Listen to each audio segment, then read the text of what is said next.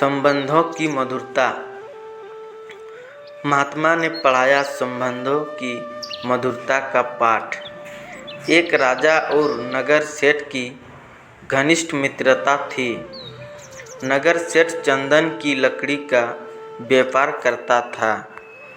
एक दिन नगर सेठ के मन में विचार आया कि अगर राजा मर जाए तो उसके परिजन ढेर सारी चंदन की लकड़ियां अंतिम संस्कार के लिए खरीदेंगे। इससे काफ़ी मुनाफा होगा। शाम को सेठ राजा से मिलने गया।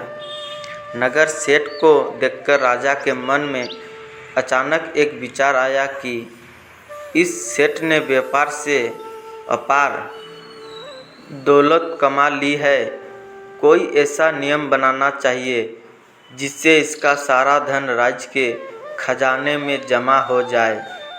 इस तरह दोनों मित्र रोज मिलते और दोनों के मन में एक बार एक दूसरे के प्रति बुरा विचार जरूर आता।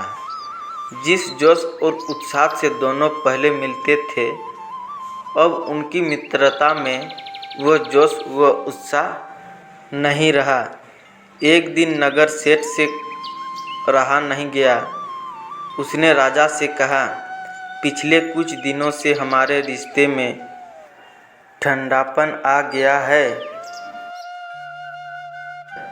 ऐसा क्यों? राजा ने कहा, मुझे भी ऐसा ही लग रहा है। चलो नगर के बाहर जो महात्मा रहते हैं उनसे इसका कारण व हल पूछे। दोनों ने महात्मा को अपनी तो उलझन बताई। पहले आप दोनों शुद्ध भाव से मिलते रहे होंगे, किंतु अब संभवतः कुछ बुरे विचार आप दोनों के मन में आ गए हैं। नगर सेठ और राजा ने अपने अपने मन में आने वाले विचारों के बारे में महात्मा को बताया। महात्मा ने कहा, सेठ तुमने यो क्यों नहीं सोचा कि राजा चंदन की लकड़ी का एक भव्य महल बनावे, इससे तुम्हारा मुनाफा होता। तुमने राजा के बारे में गलत सोचा, इसलिए राजा के मन में भी तुम्हारे लिए कुविचार आया। विचारों की पवित्रता से ही संबंधों में स्नेह की मिठास बनी रहती है।